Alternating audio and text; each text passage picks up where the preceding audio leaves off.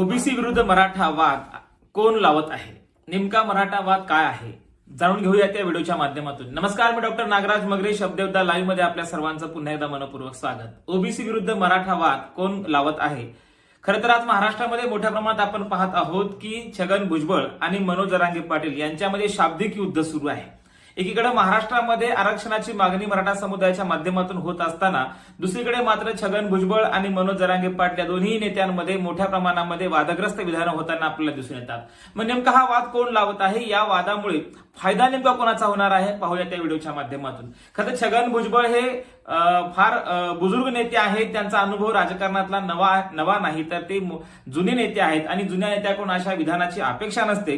परंतु बऱ्याच वेळा जी काही कथित त्यांची क्लिप बाहेर आली त्याच्यावरून असं लक्षात येतं की कुठेतरी छगन भुजबळ यांची विधानं ही खरं तर या राज्यकर्त्यांच्या दृष्टीने जर विचार करायला गेलं तर छगन भुजबळ यांची विधानं ही खरं तर या ओबीसी समुदायामध्ये आणि मराठा समुदायामध्ये वाद निर्माण करणारी आहेत।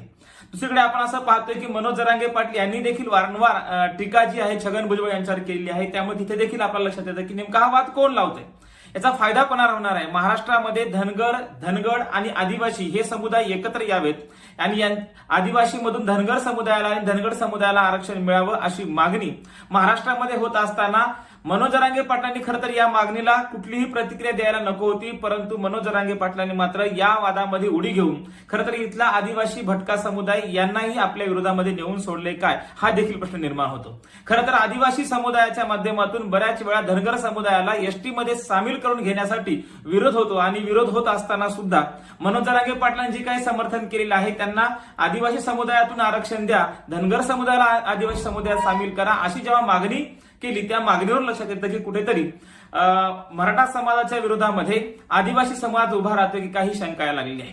दुसरीकडे आपण पाहतो की मराठा आरक्षणाचा मुद्दा पेटलेला असताना एकीकडे मराठा नेते, मराठा कार्यकर्ते आणि जवळपास महाराष्ट्रभरामधून बहिष्कार टाकायचा असा विचार झालेला होता आणि प्रत्येक निवडणुकीवर बहिष्कार करू, जोपर्यंत आम्हाला आरक्षण मिळणार नाही तोपर्यंत आम्ही कुठल्याही मतदान करणार नाही किंवा कुठल्याही मतदानामध्ये सामील होणार नाही अशी भूमिका घेणारे नेते आपण जेव्हा पाहतो आणि कार्यकर्ते जेव्हा पाहतो तेव्हा पश्चिम महाराष्ट्रामध्ये आज पाहतोय आपण पश्चिम महाराष्ट्रामध्ये ग्रामपंचायतचा निकाल लागला आणि या निकालामध्ये 750 जागा जास्त मिळून आज भाजप नंबर 1 वर आहे।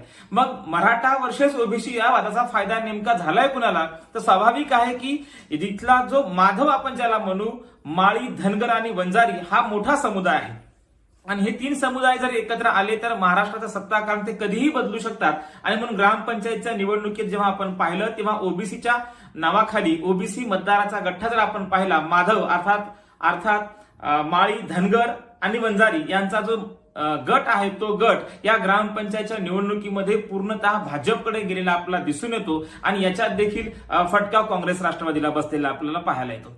दुसरीकडे आपण असं पाहतोय की वंचित बहुजन आघाडीचा देखील फटका राष्ट्रवादी काँग्रेस आणि काँग्रेसला बसलेला आहे। एकूणच काय तर महाराष्ट्रामध्ये छगन भुजबळ असतील, पंकजा मुंडे असतील, धनुभाऊ असतील किंवा महादेव जानकर असतील, गोपचंद पडळकर असतील, या ओबीसी नेत्याला वारंवार हिणवलं जातंय किंवा त्यांना टाळलं जातंय। परंतु या ग्रामपंचायतच्या निकालावरून असं लक्षात आलंय की या नेत्यांना टाळून चालणार नाही, कारण माधव हा फॅक्टर जर महाराष्ट्रामध्ये चालला आणि हा माधव फॅक्टर ज्यांच्या पाठीशी उभा राहील त्यांच्या हातात राजकारणाच्या किल्ल्या नक्कीच येतील असं म्हटलं तर काही अवघड ठरणार नाही। धन्यवाद।